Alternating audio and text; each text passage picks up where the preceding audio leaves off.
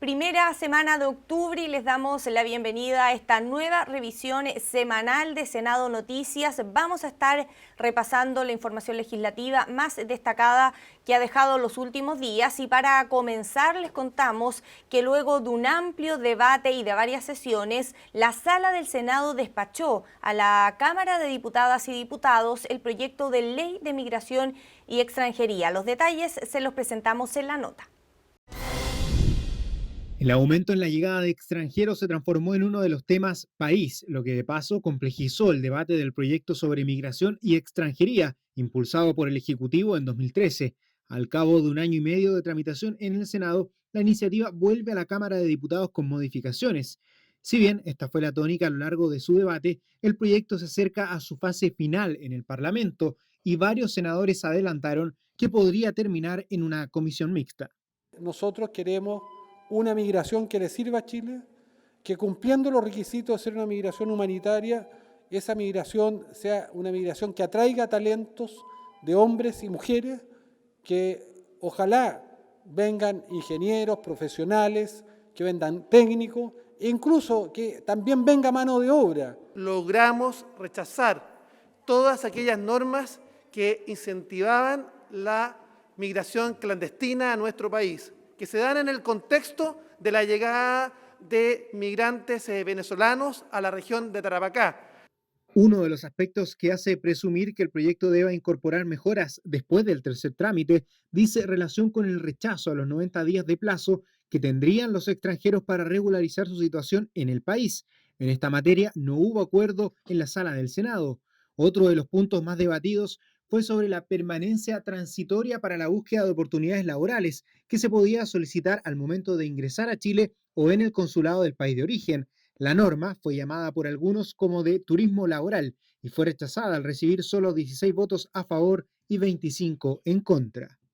Yo lamento que producto de la coyuntura y con mucha caricatura, mucha descalificación, mucha demagogia, se haya planteado esto como un turismo laboral y estigmatizando a gente que lamentablemente llega a nuestro país arrancándose de sus países donde están viviendo situaciones muy dramáticas, como es el caso de Venezuela. Y tiene dos objetivos, ¿no es cierto? El de los migrantes y establecer y el respeto a sus derechos, pero también el reconocimiento del país a fijar normas claras para tener una política migratoria clara y tener también la posibilidad de regular los flujos migratorios cuando el país así lo necesite. Otro debate que también puso frente a frente diferentes propuestas fue el capítulo relacionado con las eventuales expulsiones del país. Se definió que esto se producirá si se encuentra vigente la resolución que ordenó la expulsión, abandono o prohibición de ingreso al territorio nacional. En ese caso, la persona será embarcada de inmediato o en el más breve plazo. Para hacerla efectiva, también se definió un tiempo de privación de libertad, el que no podrá extenderse por más de 72 horas. En el caso de que niños, niñas o adolescentes lleguen solos a la frontera, no serán expulsados y se comenzará un proceso de retorno asistido. Y este 1 de octubre, en sesión especial, se inició el mes de la ciberseguridad y con esto también se dio el vamos a una serie de actividades que van a estar desarrollándose durante todo este mes. Los detalles los vemos en la siguiente nota. Para 2025 la meta es transformarse en una república digital, un proceso que involucra entenderse como ciudadanos en un ciberespacio y por otra parte elevar los estándares de seguridad en época en que nuestros datos habitan en un lugar común como las redes sociales. La creación e instalación de una república digital supone necesariamente, en primer lugar, contar con una infraestructura de redes que nos permita interconectar a nuestros ciudadanos y ciudadanas. Va a suponer también la necesidad de que esa infraestructura de redes permita crear una cultura digital, de tramitación digital, de gestiones digitales, de educación digital. Es necesario entonces fundar la nueva República Digital con la mejor plataforma de interoperabilidad que esté disponible. Basta de trámites presenciales y largas filas. Basta de tramitar en papel voluminosos expedientes para permisos. Necesitamos poner el Estado al servicio del ciudadano. Por esto es que desde 2018 en nuestro país se instauró el mes de la ciberseguridad y el evento en esta tercera edición coincide con el ataque virtual que semanas atrás sufrió el Banco Estado, en la que 13 millones de usuarios se vieron afectados. Con la pandemia y la expansión del teletrabajo, estos delitos aumentaron exponencialmente en Latinoamérica y solo entre enero y septiembre se reportaron más de 20 millones de casos. Uno de los temas que se tomó la agenda pública y que es eje de preocupación en el ámbito de las leyes. La ley de delitos informáticos, que data de los albores de esta tecnología, se apresta a cumplir 3 décadas. Es de esperar que en estos días surjan los consensos necesarios para avanzar definitivamente en una ley marco que permita definir una institucionalidad y los responsables de una estrategia y plan nacional sobre la ciberseguridad. España es un ejemplo en la materia con una institucionalidad robusta y uno de los mayores exponentes en ciberseguridad, José María Alonso, hacker reconocido en el mundo y actual jefe de la unidad de ciberseguridad de Telefónica, Chema, con su visión de la cibersociedad, fue el invitado estelar en la sesión especial que abrió el mes de actividades. Imagínense por un momento esta época de pandemia que nos ha tocado vivir, donde hasta los abuelos hacen videoconferencia con los nietos sin tecnología. Tenemos que reforzar la idea de que tanto las empresas como los gobiernos como la tecnología tienen la obligación de hacer que la vida de las personas sea mejor gracias a ellos y no peor. Y debemos hacerlo de una forma humanista, teniendo presente que cada ser humano debe ser tenido en cuenta de una forma directa y consciente en la creación de un nuevo avance social, empresarial y tecnológico. Para eso es necesario que los que entienden la tecnología, los hackers y los creadores de este mundo digital sean parte de los que toman las decisiones. Exponentes de Canadá, Suecia, Noruega, Estonia, entre otros países, conducirán las actividades hasta el 22 de octubre, los cuales por la pandemia se harán íntegramente de forma virtual. El detalle está disponible en el sitio web mesdelaciberseguridad.cl. Y continuamos avanzando porque ya se comenzó a tramitar en el Congreso Nacional el proyecto de ley de presupuesto para el año 2021. La Comisión Especial Mixta de Presupuesto, compuesta por 13 senadores y 13 diputados, comenzó a sesionar con el fin de conocer, por una parte, el estado de Hacienda Pública y más detalles de la propuesta que plantea un aumento de un 9,5% del gasto público en comparación con el año pasado. Se ha planteado que este año es distinto, ya que la tramitación se da en contexto de pandemia. Es por eso que además se han establecido claramente cuáles son las prioridades para adultos mayores, recuperación económica y empleo, y también en el área de la salud, que contempla un aumento de un 8,9% en recursos asignados en comparación con el presupuesto del año 2020. Tenemos declaraciones respecto a esta materia. Y este es un presupuesto especial, es un presupuesto extraordinario, el presupuesto del trabajo y de la recuperación. El título marca los énfasis centrales que tiene este presupuesto y que se hace cargo del principal dolor, de la principal necesidad que tiene nuestro país, cuál es recuperar los cientos de miles de puestos de trabajo perdidos, la fuente permanente de ingresos a las familias chilenas y la fuente de dignidad que hay detrás de esos trabajos. Este es un presupuesto extraordinario para un momento extraordinario, con énfasis especial en salud, trabajo y reactivación. Yo hasta ahora he visto un buen espíritu, un buen ánimo. Se ha tratado de mantener el máximo posible del resto de los ministerios con la actividad, pidiéndole que el gasto fuera lo más eficiente posible. Está bien planteado el cumplimiento del acuerdo que adoptamos con el gobierno en el mes de junio, que permite tener recursos extras para abocarse a la emergencia sanitaria, a la protección de las personas y de las familias, a la reactivación y a la generación de empleo. Esos son los énfasis gruesos. Nosotros hemos agregado un quinto, que es fundamental que pueda existir un proceso de entrega de información de la ejecución del gasto, de las prioridades, de la ejecución del futuro presupuesto de manera muy transparente. Y la Comisión de Medio Ambiente profundizó respecto a la decisión del gobierno de no suscribir el acuerdo de Escazú. ¿En qué quedó la discusión? Lo vemos a continuación. El acceso a la información y a la justicia, además de la participación ciudadana en asuntos ambientales, son los principales objetivos que el acuerdo de Escazú busca garantizar. Ante la ya conocida decisión del gobierno de no suscribirlo, La Comisión de Medio Ambiente citó a la ministra de esa cartera, además del canciller, quienes dieron a conocer los argumentos del Ejecutivo, los que de paso fueron contrarrestados por dos académicas que fueron citadas a la instancia. Hemos hecho ver que el tratado establece, y esta es una materia que por cierto a la Cancillería le preocupa por razones obvias, obligaciones amplias e indefinidas para el Estado, muchas de las cuales ni siquiera están adecuadamente señaladas.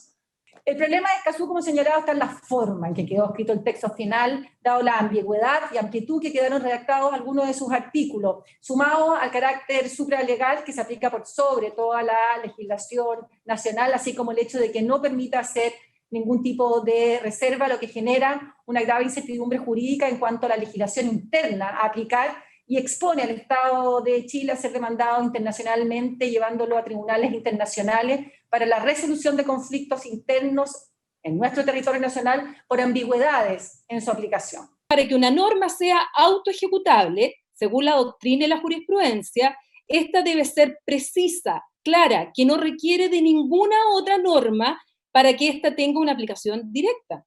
Y resulta que están hablando, por un lado, de la autoejecutabilidad del tratado y por otro lado, hablan de la ambigüedad y amplitud de las normas. Es decir, no cumplen con requisitos de la autoejecutabilidad.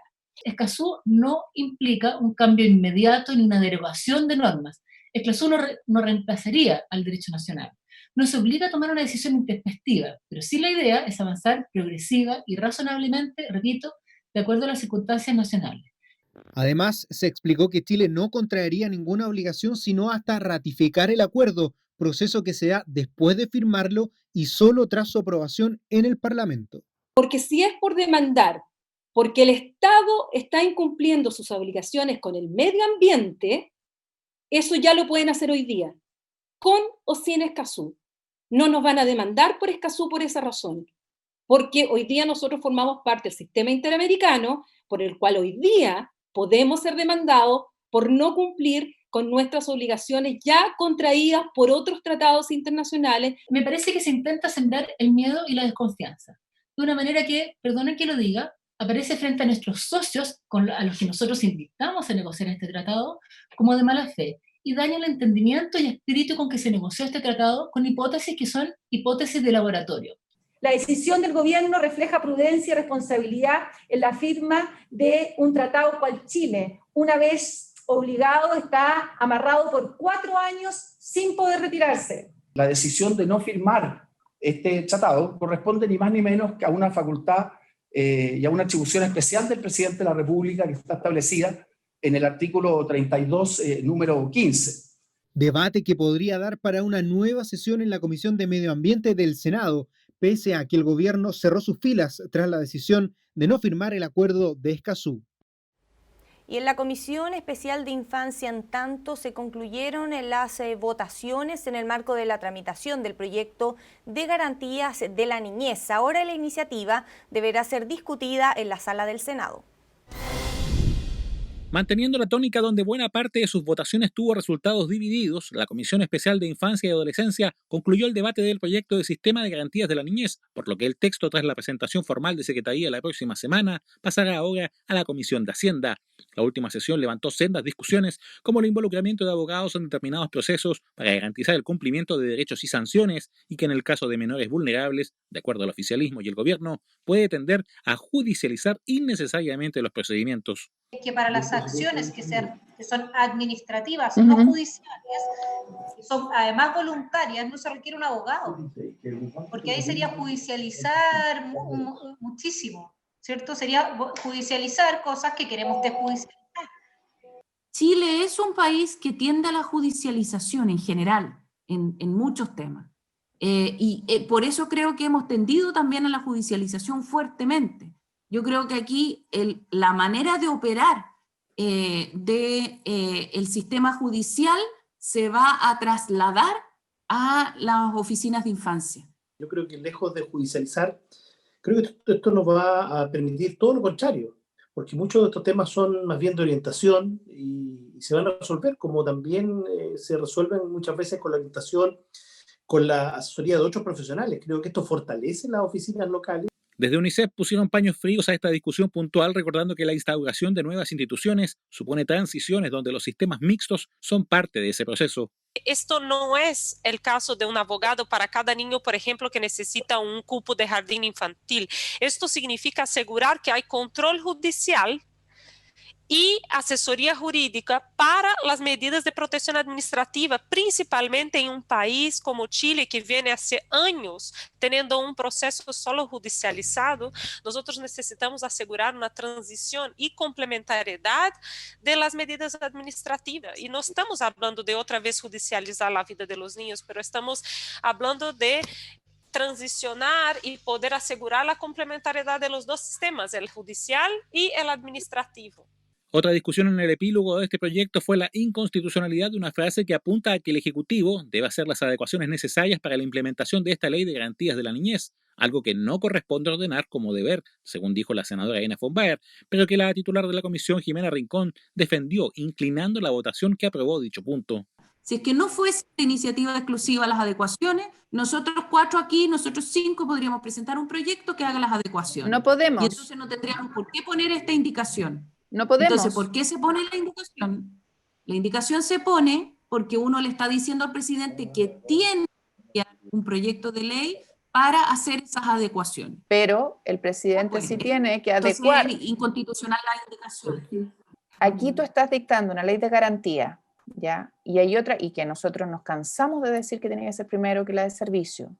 Esas leyes, quien gobierne, da lo mismo quien sea, tiene que adecuarlas a la ley de garantía. ¿Qué es lo que le estamos diciendo a nosotros? Es, presidente, usted tiene un plazo X que mandar leyes para adecuar esas leyes, de acuerdo como usted crea. De esta forma se acabaron las votaciones para este marco mayor en torno a la Convención Internacional de los Derechos del Niño, que agrupará políticas, nuevas instituciones y normas para el bienestar de los niños y niñas, y que tras la redacción final de la Secretaría de la Comisión Especial espera su paso a Hacienda antes de llegar a la esperada votación en sala. Y el ministro del Interior y Seguridad Pública, Víctor Pérez, entregó parte del avance de la reforma a las policías, esto ante la Comisión de Seguridad Pública del Senado. Según el personero, la unidad coordinadora estará compuesta por 10 miembros, 5 especialistas técnicos en el área y otros 5 representantes de reparticiones multisectoriales del gobierno. Se espera que tras delinear una agenda de funcionamiento de sesiones, la instancia avance en su cometido, manteniendo una estrecha relación con las comisiones respectivas del Congreso Nacional y entregando sus informes y evaluaciones a la comisión titular a cargo de la agenda. Tenemos declaraciones sobre esto, las vemos a continuación. La unidad coordinadora estará integrada por 10 miembros, 5 especialistas independientes y representantes de la Subsecretaría del Interior y Prevención del Delito, designados por el Ministro del Interior, y de los Ministerios de Hacienda, Justicia, de la Mujer y Equidad de Género, designadas por sus respectivos ministros. El motivo de la reunión era básicamente poder poner en marcha esta hoja de ruta.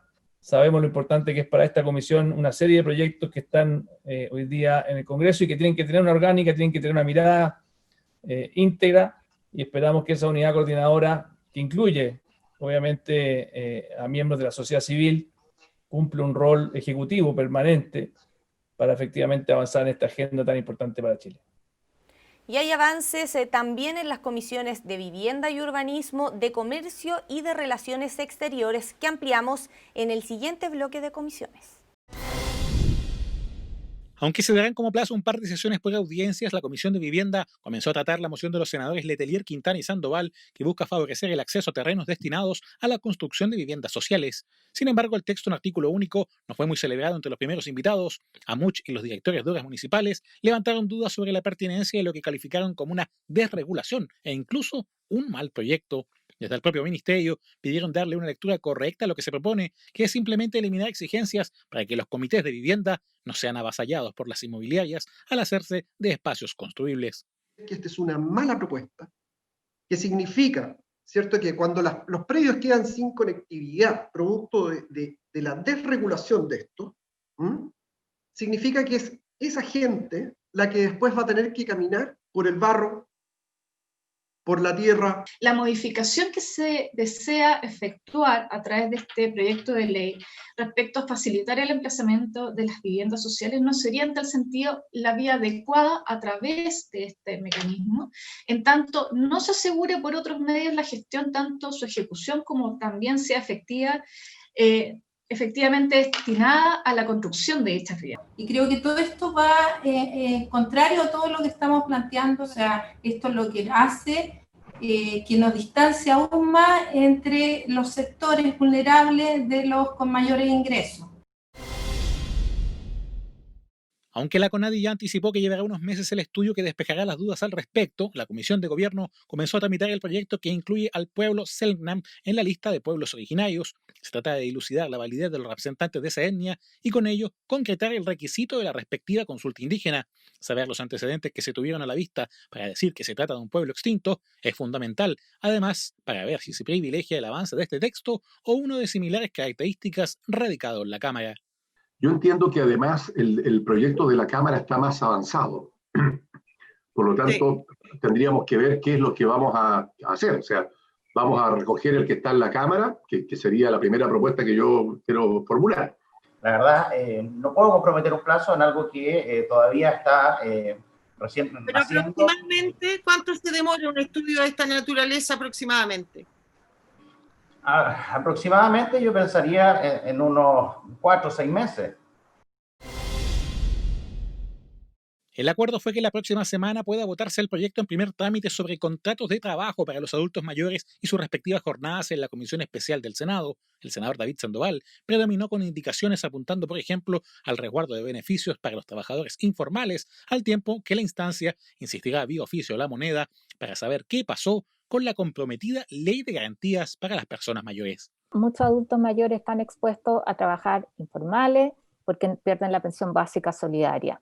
Eso significa riesgo y es mucho mejor sincerarlo, formalizarlo y permitir que sigan teniendo su pensión. Esto es muy parecido a lo que nos pasaba con las personas con discapacidad, con las pensiones que tenían y que se acuerdan, nosotros fuimos incorporándolas desde la creación del pilar solidario y después fuimos aumentando el monto, pero yo les encargaría ahí que desde el Ejecutivo haya una propuesta porque me parece que es central para que tenga sentido esto.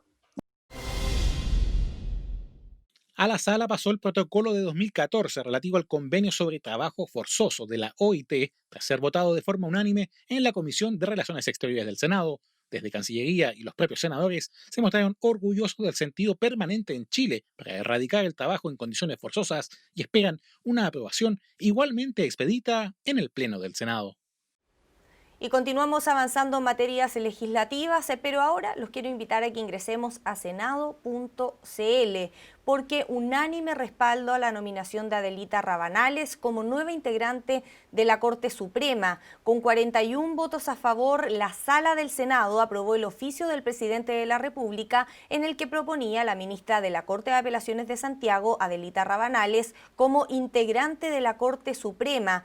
Con esto, ella pasa a ser la octava integrante mujer de un total de 25 que forman parte del máximo tribunal. Tenemos declaraciones, parte de las reacciones que surgieron posterior a esta nominación. Creemos que es un paso muy positivo.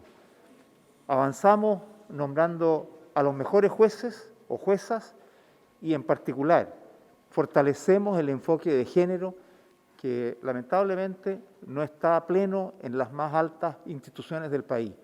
En el caso de la Corte Suprema, con este nombramiento aumentamos a 8 durante este periodo de gobierno en que se han nombrado 5 ministros de Corte Suprema, 3 de ellos han sido mujeres. Informaciones que puede ampliar también en nuestras redes sociales, en Instagram, en Twitter y también en nuestro canal de YouTube TV Senado Chile, donde los invitamos a que se suscriba, que revise también el trabajo de las comisiones, que reviva cada una de las sesiones de la Sala del Senado y también que conozca más respecto a los programas que se transmiten a través del canal del Senado, como por ejemplo la entrevista de Senado Noticias, el programa de profundidad de Campos, todo eso lo puede encontrar en nuestro canal de YouTube. De esta forma entonces concluimos las informaciones del día de hoy. Los dejamos invitados a que nos acompañe en la programación del canal del Senado.